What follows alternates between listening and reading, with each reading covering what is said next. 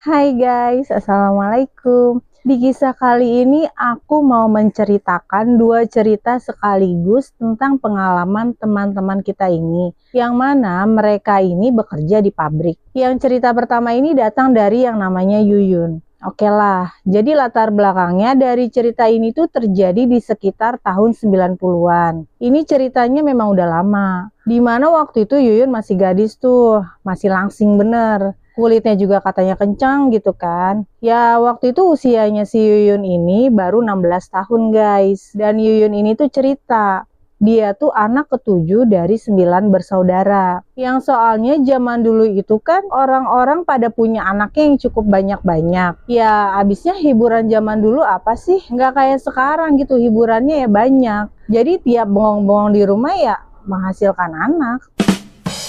Nah, udah gitu ya, di kampungnya Yuyun ini di Jogja, keluarganya memang masuk ke dalam kategori miskin guys. Dan mungkin karena punya banyak anak kayak gitu ya, orang tuanya juga agak jadi kewalahan. Nggak sanggup untuk membiayai masalah pendidikan. Makanya Yuyun ini cuma bisa sekolah sampai SD. Jadi lulus SD doang.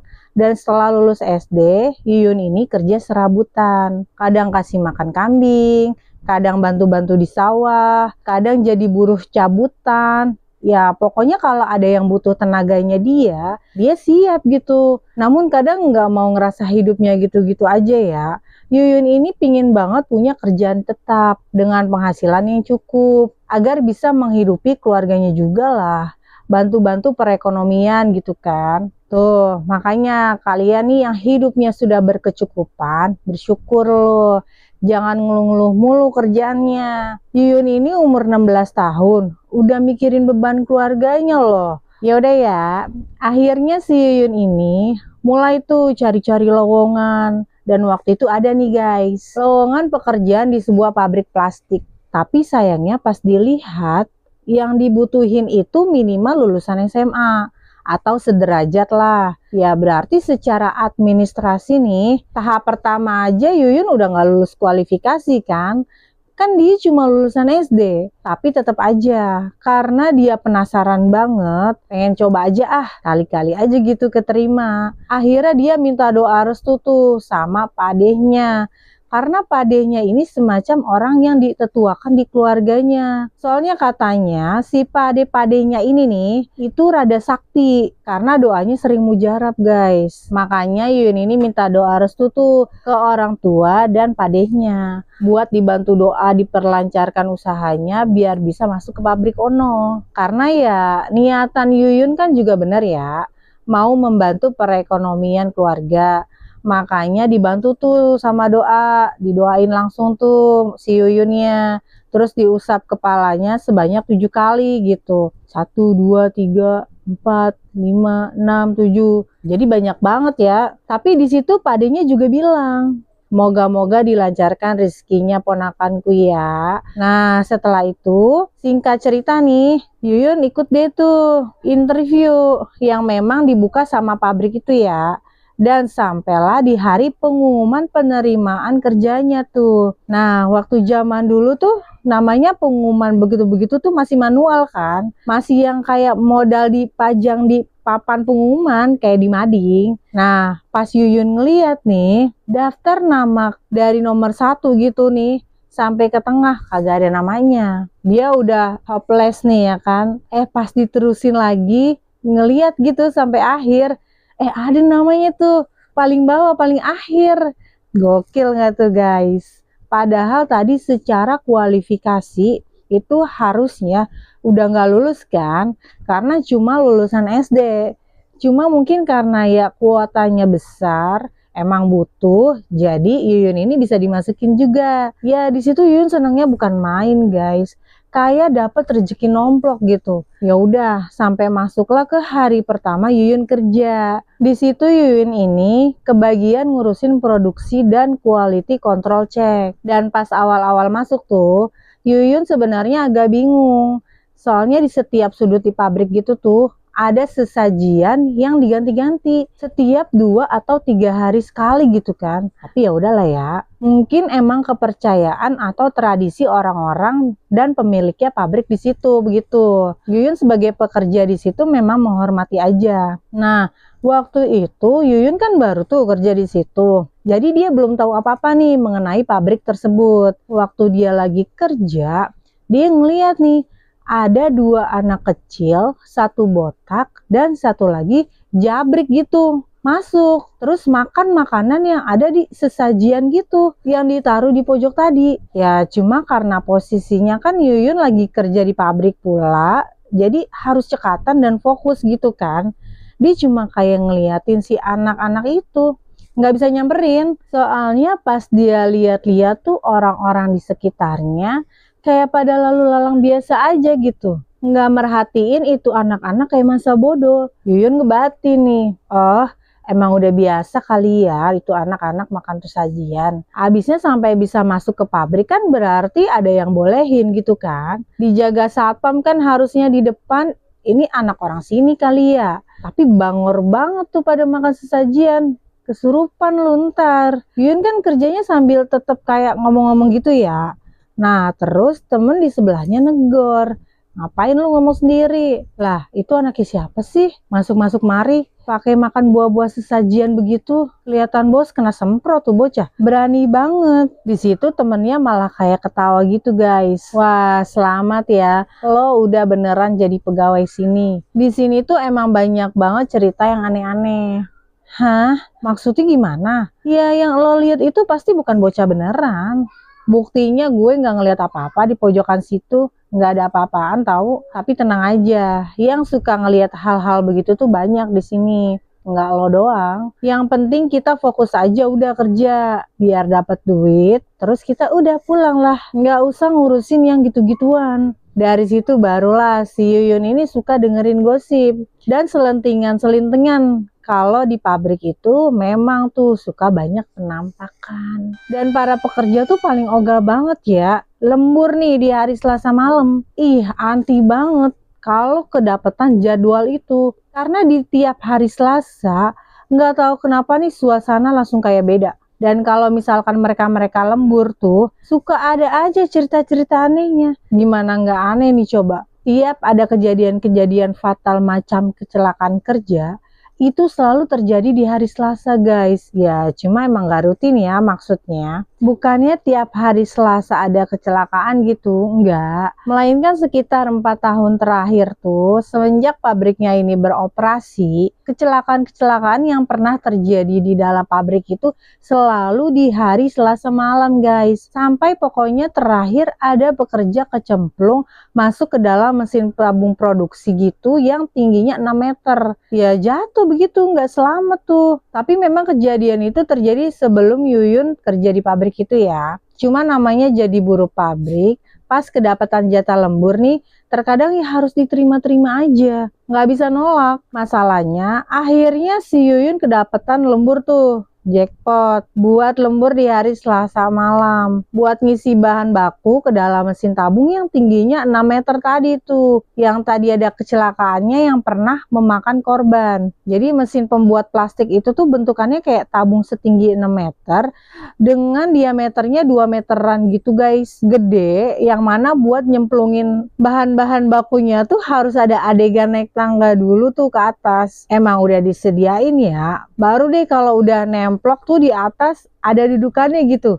di pinggirannya. Ya udah, lu bisa duduk sambil nuangin deh bahan-bahannya tuh ke dalam sana. Masalahnya takut kita kan kecemplung gitu kan ke dalam situ. Naik tangga 6 meternya ngebayangin aja udah lemes banget dengkul. Tinggi bener. Nah makanya waktu hari itu pas sudah selesai di jam reguler ya, kan tiap hari mereka ini pabrik kerjanya sampai jam 5. Pas ada bubaran pabrik tuh, Yuyun sempat pulang dulu buat makan malam sebentar, karena rumahnya kebetulan deket. Terus setelahnya dia pamit sama bapak, ibu, dan padehnya yang mau lanjut lagi lembur di kerjaan. Sebelumnya Yuyun ini juga udah sering cerita sama keluarganya tuh, mengenai kejadian-kejadian di pabrik yang emang suka aneh-aneh. Dimana pada saat itu kan si Yuyun takut nih, karena kedapatan lembur di hari Selasa. Yang konon katanya kan itu hari keramat di pabrik itu tuh, karena sering terjadi kecelakaan. Nah, makanya si padehnya ini di situ bilang, "Sudah, kamu baca-baca doa saja, sisanya biar aku yang beresin." Gitu kata padehnya. Abis itu Yuyun ini kan balik nih ke pabrik nih dan memulai kerja lemburnya itu sekitar jam 7 malam. Tapi pas baru masuk nih, baru buka pintu langsung kecium banget wangi-wangi sesajian guys. Semerbak banget wanginya. Sampai salah satu temennya ada yang bilang, sajiannya kayak baru diganti nih. Baru nih masih fresh banget soalnya baunya. Ya udah, sambil sembari baca-baca doa dalam hati, orang-orang yang lembur di situ dibagi menjadi 2 kerjaan. Dan Maya ini kebagian tugas untuk naik ke tabung. Soalnya dia belum pernah nih, jadi semua orang ini harus dapat giliran untuk tahu prosesnya gimana. Karena Yuyun anak baru, jadinya dia harus tuh naik ke atas ya, walaupun takut. Tapi Yuyun ini berusaha berani. Pas udah naik ke atas nih pelan-pelan, dia sempet kayak menengok sedikit gitu. Kayak apa sih dalamnya? Tahu-tahu kayak kedengeran ada kayak suara-suara berisik gitu guys. Yang dia kira awalnya itu adalah suara raungan dari mesin ya. Namanya di pabrik kan suara mesinnya berisik ya. Tapi pas dengerin lagi dengan seksama, benar-benar deh pokoknya kok suara berisiknya kayak mirip suara-suara orang-orang teriak nih. Tapi walaupun penasaran, si Yuyun ya dia nggak berani ngelongok lebih condong lagi. Takut jatuh masuk ke dalam. Di situ dia mikir, udah bodo amat lah.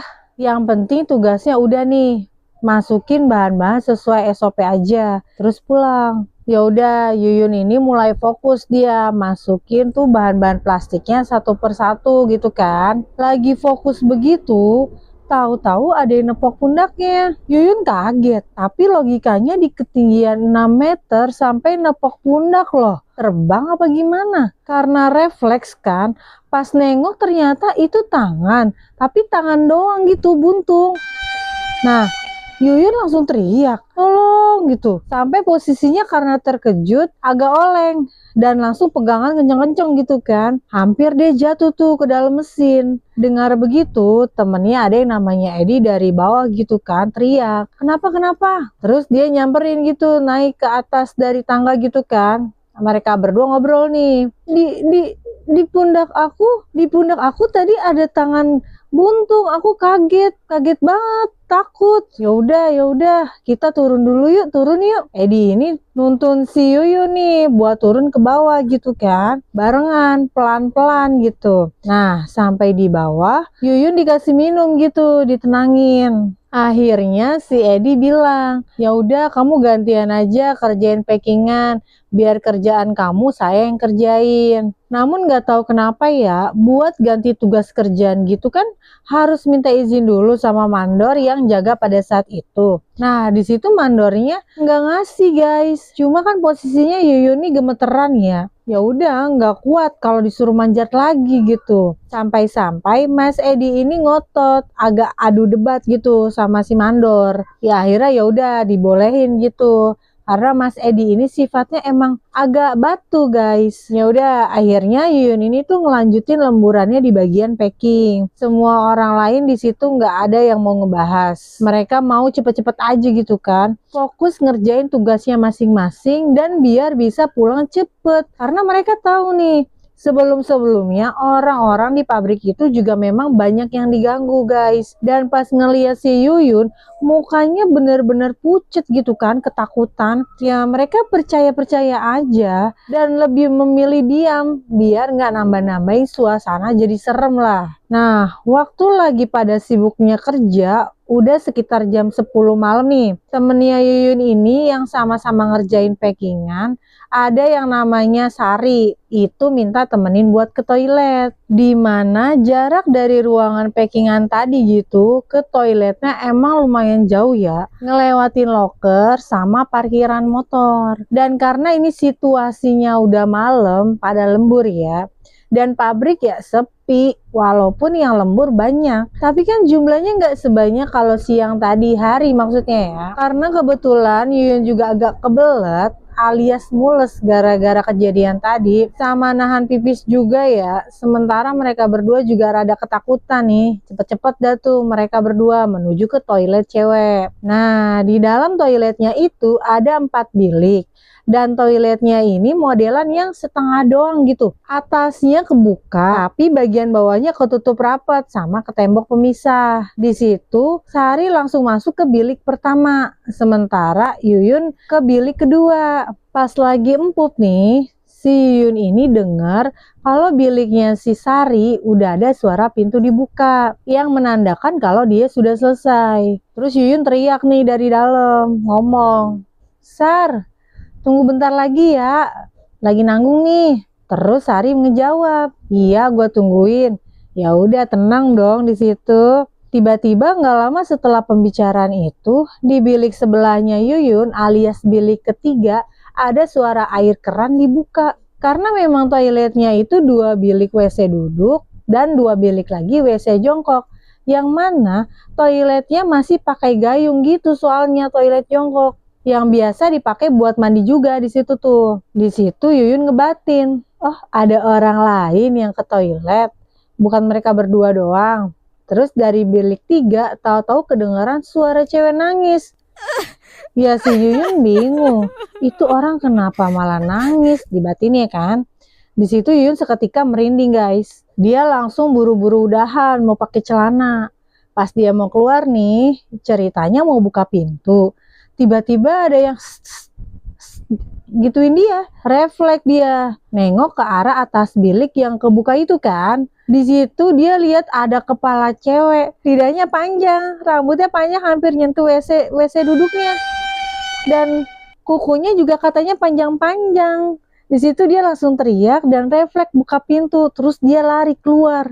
Nah, pas dia lagi lari, dia ngeliat ternyata si Sari lagi berdiri di depan ruangan loker. Ih, ternyata ditinggal dia sama Sari, guys. Pas nyampe tempat Sari, Yuyun langsung bilang, "Kok lu ninggalin gua sih?" Di situ si Sari mukanya juga kayak orang kebingungan. Terus Sari ngomong gini, "Loh, kok lu lari dari toilet? Bukannya lu ada di dalam ruangan loker?" Si Yuyun ngomong lagi, "Ruangan loker gimana? Orang gua masih di toilet. Ini gue baru keluar, taunya lu malah ada di sini." Ya udah, di situ Sari langsung ngajak Yuyun jalan cepet-cepet. Ceritanya nanti aja deh pas sudah sampai pabrik. Pas sampai, ya udah tuh si Sari cerita POV-nya dia. Tadi kan di awal Sari masuk bilik 1, tapi Sari cuma kayak pipis sebentar, terus dia keluar lagi nungguin si Yuyun tuh di luar. Awalnya kan Yuyun udah bilang waktu di jalan kalau dia itu kan rada mules, nanti mau empup ya bentar. Dan saat itu situasinya sunyi ya. Nah, tahu-tahu di bilik nomor 4 tuh paling ujung Sari denger kayak ada suara keran dibuka buat ngisi ember gitu loh guys. Nah, tapi karena tadi sebelumnya hening, Sari kan ngebatin, oh mungkin pas mereka masuk toilet nggak lama ada yang masuk juga gitu. Ya di situ Sari langsung ke arah wastafel kan buat cuci tangan. Nah nggak lama abis itu Yuyun keluar nih, terus langsung cuci tangan juga di wastafel. Sementara suara air dari bilik nomor 4 itu masih kedengeran. Sari nyeletuk ke Yuyun, "Itu siapa ya yang masuk ke bilik ujung? Tadi lu denger ada orang masuk nggak setelah kita?" Tapi di situ Yuyun diem aja, nggak respon. Terus langsung jalan keluar toilet. Ya Sari mikirnya mungkin Yuyun masih ketakutan nih, kepikiran kali gara-gara kejadian tadi di pabrik. Jadinya dia nggak fokus kan. Ya udah, diikutin dari belakang sama Sari kan. Tapi pas sampai tempat loker, si Yuyun belok ke dalam ruang loker. Ya Sari ngebatin, oh mungkin dia mau ambil sesuatu. Ya udah tuh ditungguin sama Sari, tapi di luar. Nggak lama ya tadi tuh si Yuyun tahu-tahu lari dari arah toilet. Gitu guys, POV dari si Sari. Sebenarnya si Yuyun ini feelingnya udah nggak enak ya. Sampai bilang Sari udah cepetan biar kelar kerjaannya. Tahu-tahu ada yang teriak dari arah tempat yang ada mesin-mesin di sana. Saking ramenya orang-orang pada teriak. Ya akhirnya si Yuyun sama Sari langsung buru-buru nyamperin sumber suaranya tuh di sana. Yang ternyata itu adalah suara-suara orang yang pada histeris perkara Mas Edi tuh jatuh ke dalam mesin. Ya langsung geger lah itu malam. Dari pabrik nelpon tuh minta bantuan rumah sakit dan lain-lain. Tapi ya ternyata untuk mengevakuasinya nggak bisa langsung dan cepet-cepet guys. Karena itu susah banget. Dalamnya kan 6 meter sampai-sampai besokannya nih pabriknya harus tutup. Si Yuyun dan orang-orang yang pada lembur kemarin itu juga sampai diminta untuk jadi saksi. Itu kejadian gimana sebenarnya? Tapi si Yuyun ya ini nggak ngelihat proses evakuasinya. Jadi dia nggak tahu nih penampakannya Mas Edi setelah masuk terus berhasil diangkat keluar itu gimana. Cuma yang jelas ya Mas Edi ini memang sudah tidak selamat ya jatuhnya. Tapi si Padeh pada waktu diceritain begitu sama Yuyun, ekspresinya nggak kaget guys. Malah si Padeh ini bilang sebenarnya malam itu seharusnya kamu yang jatuh ke sana. Namun mereka ini nggak bisa main-main dengan saya. Kamu tuh darah keturunan saya. Jadinya ya mereka menukar dengan orang lain. Dengar begitu Yuyun kan jadi heran. Dia curiga, apa jangan-jangan dia diterima di pabrik tersebut di urutan terakhir bukan karena buat ngisi kuota, tapi emang sengaja buat ngisi tuh di dalam tabung, alias buat dijadiin tumbal. Yuyun takut ya, akhirnya mikir mau keluar aja deh, maksudnya resign gitu dari pabrik kan. Tapi Pade ini nih meyakinkan kalau selama Pade ini hidup, Yuyun ini udah, kamu nggak usah takut. Kecuali memang suatu hari ajal menjemput si Pade ini, baru deh kamu buru-buru keluar dari pabrik itu. Pokoknya selama Pade ini hidup, kamu kerja aja di sana. Kalau emang mau bantu perekonomian keluarga karena gajinya lumayan. Yang jelas mereka nggak akan bisa nyentuh kamu. Ya udah, akhirnya setelah 1 hari tadi pabriknya tutup semua, itu hanya dinilai sebagai kecelakaan kerja aja. Karena habis itu pabriknya beroperasi seperti biasa. Nggak ada tindak lanjut apa-apa guys. Cuma memang katanya kalau keluarganya Mas Edi nih dapat kompensasi. Namun jumlahnya berapa nggak tahu ya. Akhirnya Yuyun bekerja juga tuh seperti biasa. Masuk lagi walaupun sebenarnya setiap hari bawaannya kayaknya takut gitu kan. Apalagi kalau kedapatan lembur. Cuma balik lagi, masalah perekonomian keluarga yang mengharuskan ia untuk berani. Nah, anehnya, ya kira-kira setelah 40 hari setelah kejadian di pabrik tadi, Padehnya ini meninggoy guys. Ditemukan pagi-pagi di kamarnya sudah tidak bernyawa. Entah kebetulan atau memang sudah takdir ya. Ya alhasil seperti kata Pade sebelumnya, Yuyun mutusin buat resign kerja dari pabrik itu. Nah menurut kalian, apakah kematian Pade ini ada hubungannya dengan pabrik itu atau enggak? Oke guys, kita lanjut ke cerita kedua. Yang cerita kedua datang dari seseorang yang namanya Asti, yang sama-sama mempunyai cerita horornya karena dia bekerja di pabrik juga guys. Ini nggak kalah gilanya di ending, dimana si Asti ini itu tinggal di daerah Jawa Tengah yang ada kotanya tuh berjejer pabrik-pabrik olahan, mulai dari yang sekelas CV sampai sekelas PT besar, banyak banget dah pokoknya. Nah, Asti ini kerjanya itu masih di perusahaan yang CV ya, tapi lumayan sukses. Dan dia punya nama juga. Dan di pabrik itu dia bertugas yang mana pokoknya job desk-nya itu mencatat semua barang-barang yang keluar masuk. Terus bikin nota total produksi, ngitung jumlah stok barang yang pokoknya intinya dia harus nyatet terus semua jumlahnya tuh. Barang-barang produksinya dari pabriknya itu guys. Nah, karena kerjanya kebanyakan ada di lapangan, orang-orang di bagian ini tuh jam kerjanya suka nggak tentu. Pokoknya tergantung banget deh dari kapan kontainer-kontainer ini yang bawa-bawain stok-stok gitu tuh keluar masuk. Alhasil, si Asti ini jadi sering pulang malam. Malamnya itu maksudnya sampai dini hari ya guys. Atau bahkan pernah juga sampai kagak pulang. Padahal berangkat kerjanya mah normal jam 8 pagi, pulangnya bisa besoknya lagi tuh jam 8. Macem orang kerja di apotik gitu 24 jam, dan kalau di apotik aja juga biasanya kan ada shift-shiftannya ya. Itu tetangganya kalau pada nggak ngerti si Asti ini kerjanya apaan sih, pada ngegosip itu pasti. Ibu-ibu lihat kan nih, tuh si Asti cewek-cewek yang suka pulang malam. Bahkan pernah saya juga lihat tuh Bu, dia nginep gitu nggak pulang-pulang. Ih, di mana itu nginepnya? Sama siapa ya, Bu ya? Ih, ngapain sih tuh orang-orang? Pasti lagi ngerupin gue deh.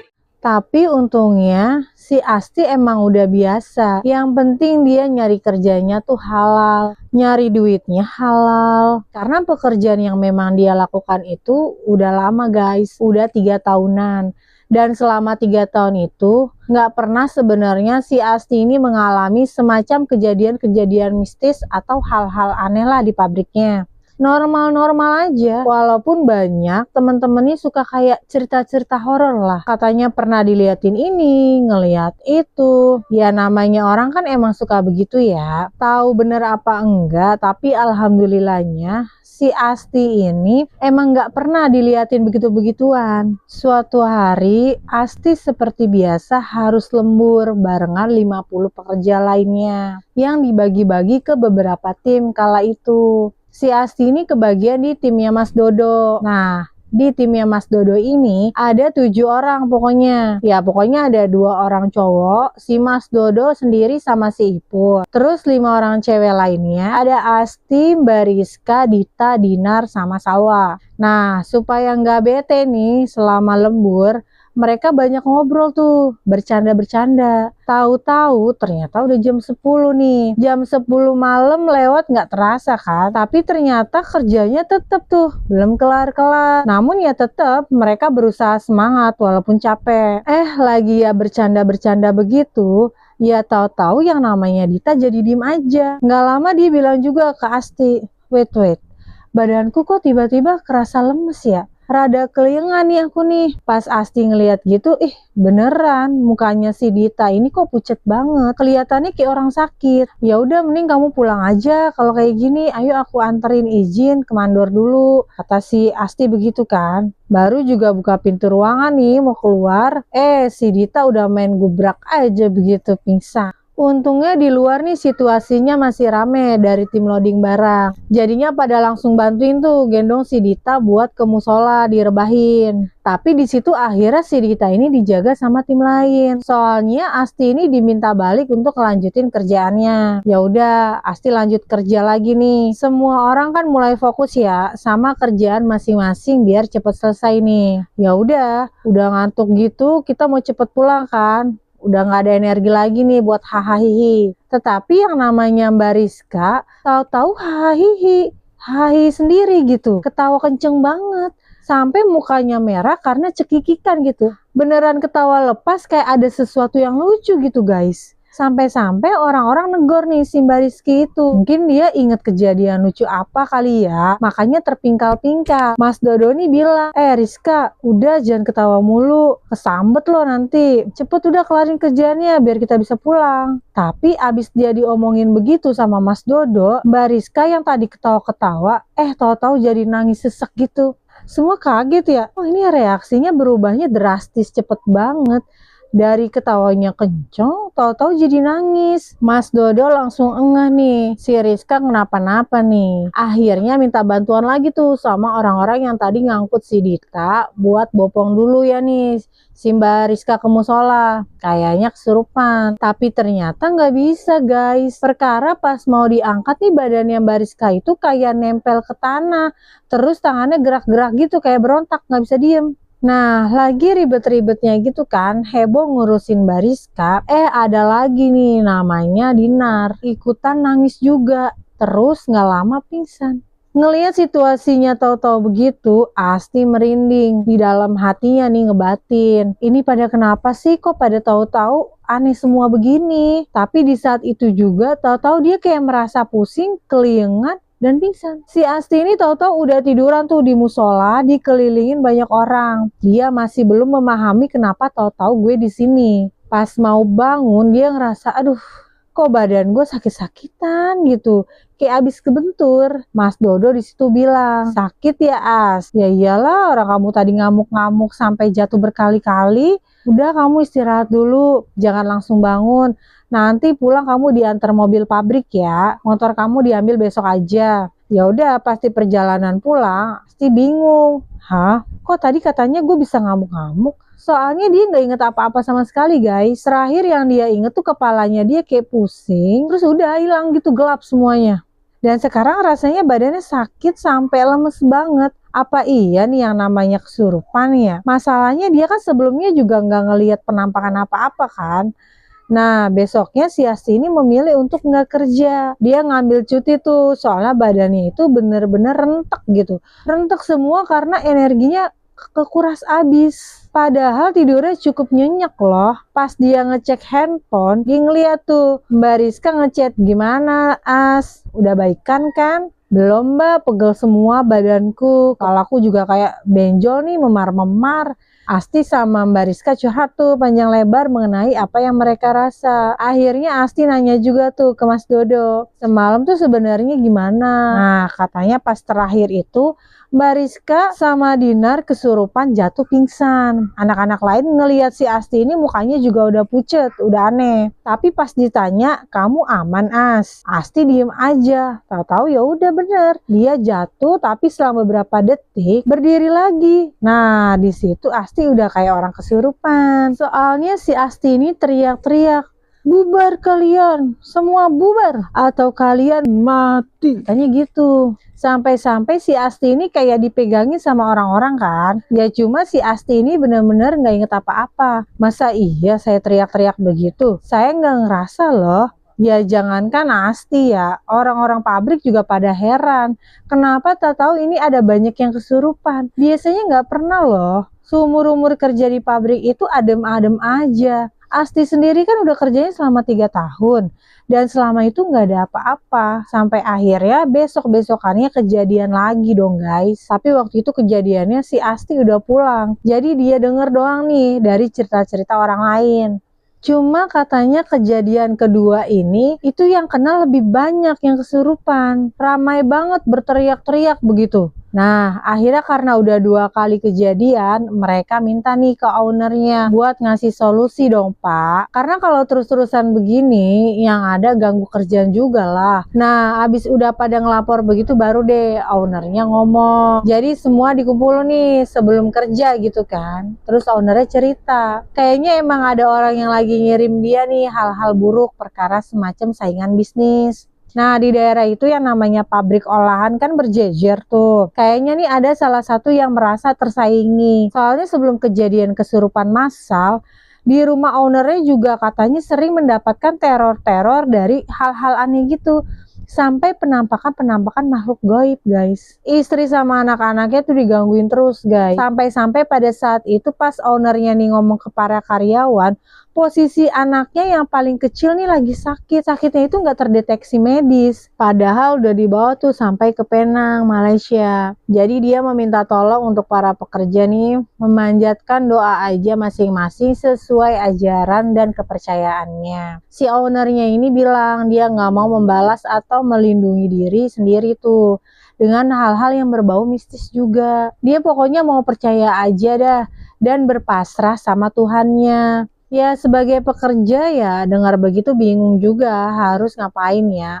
Mau nggak mau ya udah ngikutin aja perintah atasan. Kalau misalkan nggak mau ya udah jangan kerja di situ kan istilahnya begitu ya. Nah awalnya si Asti ini masih memberanikan diri untuk bekerja karena ya butuh duit lah. Sampai akhirnya kejadian lagi deh tuh. Tapi alhamdulillahnya si Asti ini nggak kena. Cuma kali itu dia ngeliat sendiri nih orang-orang pada kesurupan. Puncaknya ownernya yang ada juga pada saat itu kesurupan juga. Sampai-sampai kayak mau bentur-benturin kepalanya gitu ke tembok.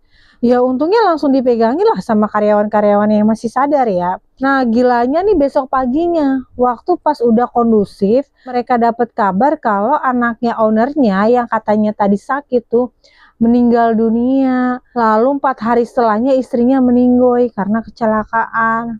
Dan gak ngerti ya, mungkin karena ya frustasi atau sedih ditinggal anak dan istri di waktu yang berdekatan. 7 hari setelah itu si ownernya ini mengakhiri hidupnya guys. Padahal sebenarnya dia masih punya anak loh satu tuh. Cuma emang anaknya udah gede sih dan tinggalnya juga di tempat kakeknya katanya di kota lain. Udah kuliah tapi yang namanya anak ditinggal bersama dengan kedua orang tuanya dengan cara seperti itu bingung juga kali ya. Pasti sedihnya kayak apaan tahu gitu. Yang jelas habis semua kejadian itu ya pabriknya tutup. Soalnya ya CV-nya ini nggak ada yang ngurusin. Lagi-lagi tapi nggak ngerti ya anaknya emang memang nggak mau ngurusin atau gimana?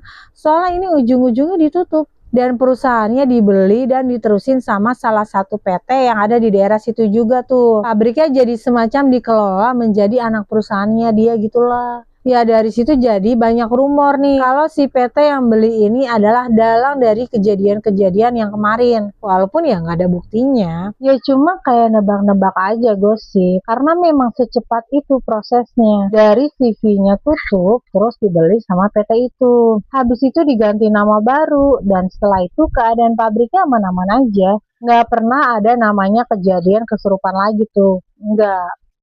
Tapi si Asti ini sendiri juga memang kayak sempet nerusin. Cuma 1 tahun kontrak kerja dengan PT yang baru ini. Cuma yang namanya job desk, produk-produknya dan semua lingkungan kerjanya itu sama seperti sebelumnya. Cuma ganti nama aja udah. Habis kontraknya setahun itu selesai, Asti ini tidak memperpanjang karena dia akhirnya pindah ke kerjaan yang lain. Yang lebih bagus aja lah gajinya, nggak ada alasan yang spesifik ya. Bukan tahu-tahu ada masalah mistis atau goib-goiban yang enggak.